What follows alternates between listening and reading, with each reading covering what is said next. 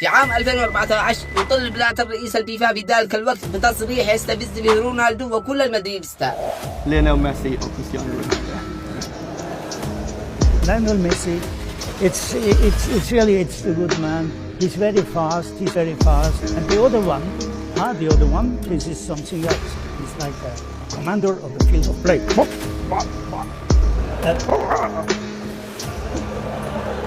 الجميع كان ينتظر رد رونالدو، وتأتي أول مباراة ضد إشبيلية. يدخل رونالدو الملعب وجماهير التي ترفع لافتات تطالب بلاتر بالاحترام، لكن الشيء الجميل رد رونالدو في الملعب هاتريك ناري، وفي كل هدف يحتفل بالتحية العسكرية.